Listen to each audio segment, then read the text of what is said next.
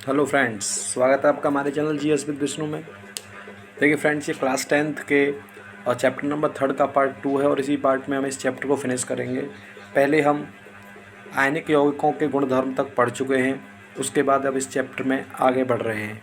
और video start करने से पहले अगर वीडियो पर नए हैं तो प्लीज़ चैनल को सब्सक्राइब करें और वीडियो को ज़्यादा से ज़्यादा शेयर करें और वीडियोस को लाइक करें और वीडियोस को प्लीज़ पूरा देखें, जिससे उसका जो क्वालिटी है वो थोड़ी बढ़े। और वीडियो को आधा देखकर स्किप ना करें, वीडियो को पूरा देखें। चलिए फ्रेंड्स, शुरू करते हैं। धातुओं की प्राप्ति या धात्विकी की, तो इसके लिए हमें कुछ टर्म पढ़नी पड़ेंगी। जैसे आपका है खनिज, अयस्क और गैंग। ये पेपर में डायरेक्टली पूछ भी ली जाती हैं कि खनिज क्या होता है, अयस्क क्या होता है और गैंग क्या होता है। तो खनिज क्या होता है, तो पृथ्वी में प्राकृतिक रूप से उपस्थित तत्वों एवं यौगिकों को खनिज कहते हैं। यानी प्रकृति के अंदर पृथ्वी पर प्राकृतिक रूप से जो भी तत्व पाए जाते हैं या यौगिक पाए जाते हैं वे सभी कहलाते हैं आपके खनिज। खनिजों में से ही, क्योंकि हमारी पृथ्वी पर जितने भी तत्व यौगिक हैं या पृथ्वी पर जो भी कुछ पाया जाता है वो खनिज के रूप में ही पाया जाता है। दूसरा है आपका अयस्क। अयस्क क्या होता है, वे खनिज जिनमें धातु अधिक मात्रा में पाए जाते हैं और उसे निकालना लाभकारी होता है, उसे अयस्क कहते हैं। मान के चलिए हमारे पास जो लोहा होता है वो हेमेटाइट और मैग्नेटाइट के अंदर पाया जाता है और उसको निकालना लाभकारी है। ऐसे तो देखिए कोई भी नदी हो, उसमें बालू जो पाई जाती है उस बालू के अंदर चांदी होता है, सिल्वर होता है, लेकिन उसके निकालने का खर्चा जो होता है वो बहुत ज़्यादा होता है, इसलिए उसको निकाला नहीं जाता। क्योंकि जब उससे हम जितना निकाल रहे हैं उससे ज़्यादा खर्चा आ रहा है, यानी जिसको निकालना लाभकारी हो वो अयस्क कहलाता है। अब बात आती है गैंग। ये वो वाला गैंग नहीं जो बना लेते हैं, ये गैंग है पृथ्वी से निकाले गए अयस्कों में रेत, मिट्टी, कंकड़ आदि जैसी अशुद्धियाँ पाई जाती हैं, उन्हें गैंग कहते हैं। यानी अयस्क जब निकाले जाएंगे तो उसमें रेत, मिट्टी, कंकड़ जो भी कुछ पाया जाएगा वो सब कुछ क्या कहलाएगा, अयस्क। ये सारी चीज़ें, ये हमें टर्म अच्छी तरह से पता होनी चाहिए कि ये क्या होते हैं। यानी पहला होता है आपका खनिज, पृथ्वी में प्राकृतिक रूप से जो तत्व एवं यौगिक पाए जाते हैं उनको खनिज कहते हैं। उसके बाद है आपका अयस्क, वे खनिज जिनमें धातु अधिक मात्रा में हो और उन्हें निकालना लाभकारी हो, ये आप अयस्क कहलाते हैं। तीसरा होता है गैंग, कि पृथ्वी से निकाले गए अयस्कों में रेत, मिट्टी या कंकड़ जैसी अशुद्धियाँ पाई जाती हैं, उनको गैंग कहते हैं। आगे बढ़ें, चलिए आगे बढ़ते हैं। अगला है धातुओं की प्राप्ति कैसे की जाती है। तो धातुओं की प्राप्ति जो की जाती है आपकी 3 चरणों में की जाती है। सबसे पहले अयस्कों का समृद्धिकरण किया जाता है, यानी अयस्कों को इकट्ठा किया जाता है ताकि उनको निकाला जा सके। उसके बाद उनमें से धातु निकाली जाती है, उसके बाद उनकी सफाई की जाती है, धातुओं का परिष्करण किया जाता है। तो सबसे फर्स्ट अयस्कों का समृद्धिकरण, नंबर 2 धातुओं का निष्कर्षण, नंबर 3 धातुओं का परिष्करण। ये 3 चरणों में धातुओं की प्राप्ति की जा सकती है। आगे बढ़ते हैं। तो चरण फर्स्ट जो है आपका, इस चरण फर्स्ट के अंदर जो भी अयस्क हमें मिले हैं, क्योंकि अयस्क किसके रूप में पाए जाते हैं, अयस्क प्लस गैंग के रूप में। अब हमें गैंग को अलग करना है और अयस्क को अलग करना है, तो उसके लिए हम अनेक प्रकार की विधियां अपना सकते हैं। जैसे पानी से साफ़ कर सकते हैं, छान सकते हैं, रसायनों का उपयोग कर सकते हैं और चुंबक का उपयोग कर सकते हैं, ताकि उसमें से हम उनका समृद्धिकरण कर सकें, अयस्कों का समृद्धिकरण कर सकें। क्योंकि वो अयस्क प्लस गैंग के रूप में पाए जाते हैं। अगर उन्हें हमें प्राप्त करना है, तो अयस्क को हमें प्राप्त करना है, उसका समृद्धिकरण करना है, तो उसको हम पानी से साफ़ करें, छान दें या रसायनों का उपयोग करके निकालें या चुंबक का उपयोग करके उन्हें प्राप्त कर सकते हैं, यानी उनका समृद्धिकरण कर सकते हैं। चलिए फ्रेंड्स, आगे बढ़ते हैं। अब आती है धातुओं का निष्कर्षण।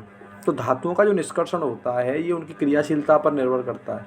यानी ये टेबल जो आपको दिखाई जा रही है, बताई जा रही है, इस टेबल के अकॉर्डिंग आप देख सकते हैं कि जो उसकी ज़्यादा क्रियाशीलता है उसको स्वतंत्र रूप से उसका वो नहीं पाए जाते हैं, उन्हें विद्युत अपघटन द्वारा प्राप्त किया जाता है। इसमें आपका सोडियम है, पोटेशियम है, कैल्शियम है, मैग्नीशियम है, ये सभी तत्व, एल्युमिनियम भी उसी में आता है। ये सभी तत्व जो होते हैं अधिक क्रियाशील होते हैं, इनको ये स्वतंत्र अवस्था में नहीं पाए जाते हैं, इन्हें विद्युत अपघटन द्वारा प्राप्त किया जाता है।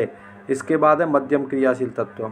मध्यम क्रियाशील तत्व में आपका जिंक है, आयरन है, सीसा है, ये सभी पाए जाते हैं और ये सल्फाइड, ऑक्साइड तथा कार्बोनेट के रूप में पाए जाते हैं, जो कि कार्बन द्वारा अपचयन करके, क्योंकि कार्बन एक अच्छा अपचायक है, उसके द्वारा अपचयन करके इसको प्राप्त किया जाता है। उसके बाद आता है आपका कॉपर, पारा, सिल्वर, गोल्ड, ये सब जो होते हैं ये स्वतंत्र रूप में पाए जाते हैं।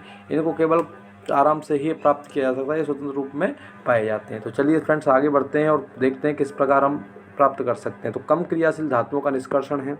अब कम क्रियाशील में कौन कौन सा आ रहा है आपका सिल्वर आता है, गोल्ड आता है, पारा आता है, कॉपर आता है। ये जो होते हैं बहुत ही अनअभिक्रिय होते हैं, यानी ये अभिक्रिया बहुत ही कम करते हैं। इन धातुओं के ऑक्साइडों को केवल गर्म करके ही धातु प्राप्त किया जाता है, यानी ये ऑक्साइड के रूप में पाए जाते हैं। यानी अगर इनको गर्म करेंगे तो हम धातु प्राप्त कर सकते हैं। अब जैसे एग्जाम्पल के लिए हमने लिया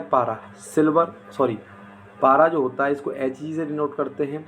अब इसको जो है ये पारा सल्फाइड के रूप में पाया जाता है। तो पारा सल्फाइड जो है इसको हम बोलते हैं सिनेबार। और ध्यान रखना पारा जो होता है इसका अयस्क जो होता है यानी जिससे इसको प्राप्त किया था वो होता है सिनेबार। सिनेबार से इसको प्राप्त किया जाता है। सिनेबार से निकालने के लिए, क्योंकि सिनेबार क्या होता है सल्फाइड। अब जो पारा सल्फाइड हमारे पास पाया जाता है, पारा सल्फाइड को प्राप्त करने के लिए हम क्या करते हैं, सबसे पहले ऑक्सीजन की उपस्थिति में इसको गर्म करते हैं। यानी पारा सल्फाइड को ऑक्सीजन की उपस्थिति में गर्म करने पर पारा ऑक्साइड और सल्फर डाइऑक्साइड प्राप्त होता है। अब यहाँ से हमें ऑक्साइड प्राप्त हो गया, यानी पारा ऑक्साइड प्राप्त हो गया। पारा ऑक्साइड को केवल गर्म करने से ही, यानी हमने इसको हीट किया, हीट करने पर पारा अलग चला गया और ऑक्सीजन अलग टूट गया, यानी यहाँ से हमें पारा प्राप्त हो गया। यानी पारा सल्फाइड से हम उसको ऑक्साइड में कन्वर्ट करेंगे, उसके बाद हमें पारा प्राप्त हो जाएगा। उसके बाद उसी तरह से अगर कॉपर सल्फाइड से कॉपर निष्कर्षित करना है तो उसके लिए इस प्रकार की अभिक्रिया दे रखी है। कॉपर सल्फाइड को ऑक्सीजन की उपस्थिति में गर्म करेंगे तो कॉपर ऑक्साइड प्राप्त होगा और सल्फर डाइऑक्साइड प्राप्त होगा। उसके बाद कॉपर ऑक्साइड को फिर दोबारा से कॉपर सल्फाइड की उपस्थिति में गर्म करना है और यहाँ से हमें कॉपर और सल्फर डाइऑक्साइड प्राप्त हो जाएगा। इस प्रकार से हम कम क्रियाशील धातुओं का निष्कर्षण कर सकते हैं। अब मध्यम क्रियाशील धातुओं का निष्कर्षण किस प्रकार होगा, इन्हें किस प्रकार निकाला जा सकता है, किस प्रकार प्राप्त किया जा सकता है, उसको देखते हैं। तो देखिए यह धातु या तो सल्फाइड या कार्बोनेट एस के रूप में पाए जाते हैं। या तो ये धातु सल्फाइड के रूप में या कार्बोनेट एस। सल्फाइड क्या होता है, किसी भी धातु के साथ अगर सल्फाइड जुड़ जाए तो वो सल्फाइड होता है, जैसे कैल्शियम सल्फाइड, मैग्नीशियम सल्फाइड। अगर अब बात आती है कार्बोनेट क्या होता है, तो किसी भी धातु के साथ अगर कार्बोनेट जुड़ जाए तो वो धातु कार्बोनेट कहलाता है। जैसे कैल्शियम कार्बोनेट, ये धातु होता है कैल्शियम, इसके साथ कार्बोनेट जुड़ा हुआ है, कार्बोनेट का सूत्र CO3 होता है। मैग्नीशियम कार्बोनेट, इस प्रकार से इसको देखा जाता है। जिंक कार्बोनेट, इस प्रकार से हम इसको देखते हैं। अब इन धातुओं को ऑक्साइड से प्राप्त करना अधिक आसान होता है और पहले हम इस चीज़ को देख चुके हैं कि इनको ऑक्साइड से ही प्राप्त करना अधिक आसान होता है। यानी इनके सल्फाइड या कार्बोनेट को हम ऑक्साइड में कन्वर्ट करेंगे तब इसको प्राप्त किया जा सकता है। इसके लिए जो विधि होती है ये one of the most important है, ये पेपर में पूछी जाती हैं दोनों की दोनों। पहला है आपका भर्जन विधि, कई बार पेपर में पूछी गई है बोर्ड के एग्जाम में, तो इसको हल्के में बिल्कुल भी ना लें, इसको बहुत ही ध्यान से अच्छी तरह से याद करें क्योंकि ये पेपर में आती है। तो इसमें क्या है कि सल्फाइड एस्क को वायु की उपस्थिति में अधिक ताप पर गर्म करने पर, सल्फाइड एस्क को वायु की उपस्थिति में अधिक ताप पर गर्म करने पर यह ऑक्साइड में परिवर्तित हो जाता है। और हमें पता है, ऊपर हम पढ़ चुके हैं, किसी भी धातु को ऑक्साइड से प्राप्त करना अधिक आसान होता है, इसीलिए हमने इसको पहले ऑक्साइड में कन्वर्ट किया है। सल्फाइड अयस्क को, यानी एग्जाम्पल के लिए जिंक सल्फाइड दे रखा है, इसको ऑक्सीजन की उपस्थिति में 600 डिग्री सेल्सियस टेम्परेचर पर गर्म किया जाए, अधिक ताप पर गर्म किया गया है, तो यहाँ से हमें जिंक ऑक्साइड और सल्फर डाइऑक्साइड प्राप्त हो गया है। ठीक है, जिंक सल्फाइड की अभिक्रिया ऑक्सीजन के साथ अधिक ताप पर कराई जाती है तो जिंक ऑक्साइड और सल्फर डाइऑक्साइड प्राप्त होता है। इस प्रकार हम प्राप्त कर सकते हैं जिंक ऑक्साइड, यानी ऑक्साइड में हमने कन्वर्ट कर लिया। और इस विधि को, जिस विधि में यानी हमने सल्फाइड एस्क को वायु की उपस्थिति में अधिक ताप पर गर्म किया है, इस विधि को बोलते हैं भर्जन। पेपर में कई बार सीधा क्वेश्चन आया है, इस चीज़ को आप नोट डाउन कर लें अच्छी तरह से कि भर्जन क्या होता है। तो सल्फाइड एस्क को वायु की उपस्थिति में अधिक ताप पर गर्म करने पर हम धातु ऑक्साइड प्राप्त करते हैं या यह धातु ऑक्साइड में बदल जाता है, तो भर्जन प्रक्रिया कहलाती है। इसके बाद आगे बढ़ते हैं। ठीक है, इसके बाद यही पॉइंट है अभी, इसके बाद आगे बढ़ते हैं आप। अब दूसरा विधि आता है आपका निस्तापन। One of the most important, paper में पूछा गया, इससे जो प्रीवियस ईयर पेपर है उसमें वर्जन पूछा गया था, इस बार इसका निस्तापन का लग रहा है चांसेस कि निस्तापन क्या होता है। और दूसरी बात, उसमें सल्फाइड को कन्वर्ट किया, वर्जन में सल्फाइड को कन्वर्ट किया जाता है ऑक्साइड में। निस्तापन के अंदर देखें क्या होता है, तो कार्बोनेट अयस्क को वायु की सीमित मात्रा या अनुपस्थिति में, या तो वायु की सीमित मात्रा हो या अनुपस्थिति हो, उसमें अधिक ताप पर गर्म करने पर यह ऑक्साइड में परिवर्तित हो जाता है। दोबारा सुन लें, कार्बोनेट अयस्क को वायु की सीमित मात्रा या तो बहुत ही कम ऑक्सीजन या अनुपस्थिति और बिल्कुल भी ऑक्सीजन। अब कुछ बच्चे बोलेंगे सर बगैर ऑक्सीजन को जलता नहीं है, तो हीटर क्या ऑक्सीजन से चलता है? वो लाइट से चलता है, हीट किया जाएगा इसको तो लाइट से किया जाएगा, तो इसमें ऑक्सीजन ना लिया जाएगा और इसको कन्वर्ट किया जाएगा ऑक्साइड में। अब ये किससे हो रहा है? कार्बोनेट से। इस विधि को बोलते हैं निस्तापन विधि। इस विधि को क्या बोलते हैं? निस्तापन। निस्तापन विधि जो है, इसके माध्यम से हम किसी भी कार्बोनेट अयस्क को ऑक्साइड में कन्वर्ट कर देते हैं। अब भर्जन और निस्तापन विधियों से हम धातु ऑक्साइड प्राप्त करते हैं। दोनों के दोनों मोस्ट इम्पॉर्टेंट हैं, इस चीज़ को आप लोग ध्यान से पढ़ते रहें, क्योंकि ये भर्जन और निस्तापन one of the most important concept in this chapter. आप लोगों को ध्यान से पढ़ना है, पेपर में ये आता है। ठीक है, अब बात आती है, अब हमारे पास ऑक्साइड प्राप्त हो गया, तो अब अभी तो हमें धातु प्राप्त करना है। तो उसके लिए क्या होगा कि अब हम धातु ऑक्साइड का अपचयन करेंगे। धातु ऑक्साइड का अपचयन करेंगे। तो अपचयन करने के लिए, अपचयन का मतलब क्या होता है? किसी भी ऑक्सीजन को हटाना। मेरे पास जिंक ऑक्साइड है और जिंक ऑक्साइड से मुझे इस ऑक्सीजन को अलग करना है, तो ये क्या कहलाएगा? अपचयन। अपचयन का डेफिनेशन भी यही होता है कि ऑक्सीजन की कमी या हाइड्रोजन की वृद्धि अपचयन कहलाता है। तो अब अपचयन के लिए हम कुछ अपचायकों का उपयोग किया कर सकते हैं। अपचयन के लिए कुछ अपचायकों का प्रयोग करते हैं, जैसे कार्बन है, कार्बन मोनोऑक्साइड और हाइड्रोजन है। ये अपचायक हैं, ये अच्छे अपचायक हैं। जैसे एग्जाम्पल के लिए जिंक ऑक्साइड की अभिक्रिया हमने कार्बन के साथ कराई, तो हमें जिंक और कार्बन मोनोऑक्साइड प्राप्त हो गया। यानी हमें प्राप्त क्या करना था? हमें धातु ही तो प्राप्त करना था। हमें धातु प्राप्त हो चुका है। यानी हम अगर किसी भी ऑक्साइड से धातु प्राप्त करना चाहते हैं तो अपचायक की उपस्थिति में उसके साथ अभिक्रिया करा दें तो हमें धातु प्राप्त हो जाएगा। जैसे यहाँ पर जिंक ऑक्साइड की क्रिया हमने कार्बन के साथ कराई, कार्बन के साथ अभिक्रिया करने के बाद इसमें से ऑक्सीजन कार्बन के साथ मिलकर कार्बन मोनोऑक्साइड बना लिया और जिंक हमें प्राप्त हो गया धातु के रूप में। तो ये एक बहुत ज़रूरी कंसेप्ट होता है। चलिए आगे बढ़ते हैं। उसके बाद बात आती है कि अधिक क्रियाशील धातुओं का निष्कर्षण किस प्रकार होता है, क्योंकि हम मध्यम क्रियाशील का कर चुके हैं, कम क्रियाशील का कर चुके हैं। अब बात आती है कि अधिक क्रियाशील, जैसे सोडियम, पोटेशियम, कैल्शियम, मैग्नीशियम, इस प्रकार की जो धातुएं होती हैं, इनको किस प्रकार प्राप्त किया जा सकता है।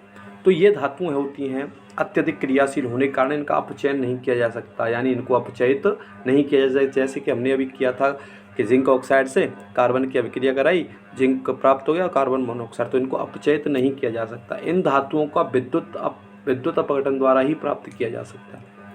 चाहे आपका पोटेशियम हो, चाहे आपका सोडियम हो, चाहे आपका कैल्शियम हो, चाहे ये कोई इनमें से कोई भी धातु अगर आपका होगा तो इसको हम लोग अपघटन से प्राप्त करेंगे, ना कि इसको अपचयन से, विद्युत अपघटन के माध्यम से प्राप्त कर सकते हैं। जैसे सोडियम क्लोराइड से सोडियम का निष्कर्षण, तो इसमें हमने एक सोडियम क्लोराइड का विलयन लिया, उसमें एनोड और कैथोड बैटरी के माध्यम से विद्युत प्रवाहित करने की कोशिश करी। इसमें एक प्लेट कैथोड होती है, दूसरा आपका एनोड होता है। अब तो जो आपका एनोड होता है वो होता है नेगेटिव और कैथोड होता है वो आपका नेगेटिव होता है और एनोड आपका पॉजिटिव होता है। तो आप ये तो जानते ही हैं कि माइनस माइनस माइनस रिपल्सन करते हैं और प्लस प्लस रिपल्सन करते हैं। तो एनोड पर क्या जाएगा? जो नेगेटिव होगा। तो NaCl का विलयन है हमारे पास। NaCl जब टूटेगा तो Na positive plus Cl negative में टूटेगा। जब Cl नेगेटिव में टूटेगा, नेगेटिव कहाँ जाएगा? एनोड के पास, और पॉजिटिव कहाँ जाएगा? कैथोड के पास। यानी धातु कहाँ निक्षेपित होगी? कैथोड पर।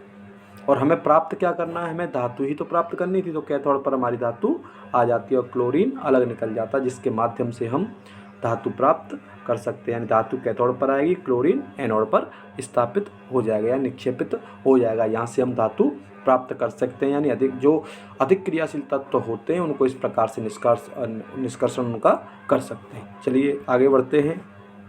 इसके बाद है धातुओं का परिष्करण, यानी धातु हमने निकाल दी, उसके बाद अगर हम धातुओं का परिष्करण करना, उनका सफाई करनी है, तो it's a very important thinking. तो देखिए, धातुओं से अपद्रव्य को हटाने के लिए सबसे उपयोगी विधि जो है वो विद्युत अपघटनी परिष्करण है। यानी अगर हमें किसी धातु से अशुद्धि हटानी है तो उसके लिए भी हम जो उपयोग करेंगे विद्युत अपघटनी परिष्करण करेंगे। इसमें क्या होगा, जब विद्युत धारा प्रवाहित होगी तो अशुद्ध धातु अपघट्य में घुलने लगेगा। यानी हमने लिया, माने के लिए कॉपर सल्फेट हमने लिया, तो कॉपर सल्फेट लेने पर जैसे हमने विद्युत प्रवाहित करी तो ये घुलने लगेगा। उसी समय अपघट्य से शुद्ध धातु उतनी ही मात्रा में कैथोड पर निक्षेपित होगी। यानी हमें पता है कैथोड हमारा कैसा होता है, नेगेटिव, तो उसके पास हमारी जो धातु है कॉपर, जो हमने धातु ली है, कोई भी ले सकते हो, कॉपर सल्फेट ले सकते हो, मैग्नीशियम सल्फेट ले सकते हो, कोई भी ले सकते हो, विलयन लेना आपको एक्वस लेना पड़ेगा। अब इसमें जैसे ही हमने लिया तो यहाँ पर कॉपर कैथोड पर निक्षेपित होगा।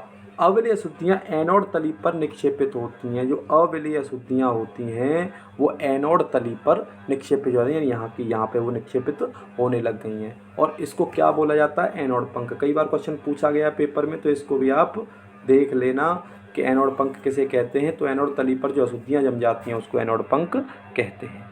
इस प्रकार हम धातुओं का परिष्करण कर सकते हैं। आगे बढ़ते हैं। इसके बाद है संक्षारण। ये हम पहले चैप्टर में भी पढ़ चुके हैं। धातुएं अपने आसपास अम्ल, आर्द्रता एवं वायु के संपर्क में आने पर संक्षारित हो जाती हैं। जैसे सिल्वर पर वायु की उपस्थिति में काला हो जाता, सिल्वर काली पड़ जाती है। कॉपर आर्द्र कार्बन मोनोऑक्साइड के साथ अभिक्रिया करके हरे रंग का कॉपर कार्बोनेट बना लेती है। लोहा आर्द्र वायु के संपर्क में आने पर सतह पर भूरे रंग की परत जम जाती है। यानी ये संक्षारण है। जब कभी भी धातु किसी अम्ल, आर्द्रता या वायु के संपर्क में या नमी के संपर्क में आती है तो वो संक्षारित होने लग जाती है। जैसे सिल्वर का चांदी का काला पड़ना, कॉपर जो है वो कॉपर कार्बन मोनोऑक्साइड के साथ अभिक्रिया करके हरे रंग का कॉपर कार्बोनेट बना लेती है। लोहा आर्द्र वायु में संपर्क पाने पर उसमें जंग लग जाती है, ये संक्षारण कहलाता है। उसके बचाव यही है कि इसको आप पेंट कर सकते हो, तेल लगा सकते हो, ग्रीस लगा सकते हो, यसद लेपन कर सकते हो, क्रोमियम लेपन कर सकते हो। इस प्रकार की विधियों से हम इसको बचा सकते हैं। यानी आप इसमें तेल लगा सकते हो, आप इस पर ग्रीस लगा सकते हो, पेंट कर सकते हो, ग्लैवेनाइजिंग यानी यशद लेपन यानी जिंक की परत चढ़ा सकते हो और क्रोमियम की परत चढ़ा सकते हो, जिसको इसको हम बचाया जा सके। अदरवाइज इसको बचाना मुश्किल होता है, क्योंकि लोहे पर तो बहुत जल्दी जंग लगती है, यानी ऑक्सीडेशन उसका बहुत जल्दी होता है। आगे बढ़ें, चलिए आगे बढ़ते हैं। और ये इस टॉपिक का हमारा लास्ट पॉइंट है। प्लीज़ वीडियो को पूरा देखा करें, जिससे वीडियो को क्वालिटी बेहतर मिल सके और आपको अच्छा ज्ञान मिल सके, क्योंकि मैं पूरा मेहनत करके आपके लिए वीडियो रिकॉर्ड करता हूँ और वीडियो आपके लिए अपलोड करता हूँ, क्योंकि बिजी शेड्यूल में से भी आपके लिए टाइम निकालता हूँ। प्लीज़ वीडियो को पूरा देखा करें। चलिए, संक्षारण सुरक्षा, जैसे मैंने आपको बताया था, क्रोमियम लेपन, एनोडीकरण, मिश्र धातु बनाकर ये इस प्रकार से हम कर सकते हैं। ये विधियां जो होती हैं इनसे कर सकते हैं। और एक विधि जो है वो है मिश्र धातु बनाकर, जो कि हम इस चैप्टर में अभी पढ़ने वाले हैं। दूसरा मैंने आपको यशद लेपन बताया, तो इसमें क्या होता है, लोहे व इस्पात को जंग से बचाने के लिए उस पर जिंक की परत चढ़ाई जाती है। इस प्रक्रम को यशद लेपन कहते हैं। यशद लेपन या ग्लैवेनाइजिंग, ये पेपर में कई बार पूछा भी गया है, इसलिए इसको आप ढंग से याद कर लें कि लोहे व इस्पात को जंग से बचाने के लिए उस पर जिंक की परत चढ़ाई जाती है। इस प्रक्रम को यशद लेपन कहा जाता है। इसके बाद है हमारा लास्ट टॉपिक इस चैप्टर का, वो है मिश्र धातु। मिश्र धातु क्या होता है, यह दो या दो से अधिक धातु या धातु और अधातु का समांगी मिश्रण जो होता है, ये मिश्र धातु या मिश्रातु कहलाता है। दोबारा सुन लीजिए, दो या दो से अधिक धातु और धातु या धातु और अधातु का समांगी मिश्रण मिश्र धातु कहलाता है। जैसे लोहा जो होता है, इसमें कार्बन होता है 0 to 0.5% और ये कठोर करने के लिए होता है, यानी अगर लोहे को कठोर करता है तो वो कार्बन करता है, अदरवाइज ये कठोर नहीं होगा। इसके बाद आपका होता है इस्पात। इस्पात में आपके होता है लोहा Fe+ निकेल और प्लस क्रोमियम, ये 3 चीज़ों से मिलकर इस्पात बनता है। उसके बाद है आपका पीतल, ये बनता है कॉपर प्लस जिंक के मिश्रण से। उसके बाद है आपका कॉपर और कांसा, तो ये बनता है कॉपर और टिन के मिश्रण से। इस प्रकार की मिश्र धातुएं आपके पास होती हैं। यानी किसी धातु को संक्षारण से बचाना है तो उसको हम मिश्र धातु बनाकर भी उसको संक्षारण से बचा सकते हैं। और जो भी आपके युद्धपोत होते हैं या पानी के जहाज होते हैं, उनमें इस्पात का उपयोग किया जाता है ताकि उस पर जंग ना लगे, क्योंकि उसका तो समुद्र का तो पानी भी खारा होता है तो बहुत जल्दी जंग पकड़ेगा। इसलिए उसको बचाने के लिए क्या किया जाता है कि उसको इस्पात से बनाया जाता है। इस प्रकार से हम बचा सकते हैं। और इसी के साथ आपका ये चैप्टर कंप्लीट होता है। पहला पार्ट में आपको अपलोड कर चुका हूँ, उसका लिंक डिस्क्रिप्शन में दे दूँगा, जिससे आप उस पूरे पार्ट को, पहले पार्ट 1 को भी देखें, और ताकि पार्ट 2 आपकी समझ में आए। और इस वीडियो को आप ज़्यादा से ज़्यादा शेयर करें ताकि बच्चों तक पहुँचे। और चैनल को प्लीज़ सब्सक्राइब करें और वीडियो को लाइक करें। और इसके साथ मैं अब वीडियो को यहीं पर रोकता हूँ। वीडियो लंबा हो जाता है, इसके बाद आप देख नहीं पाते हो। ठीक है, थैंक यू।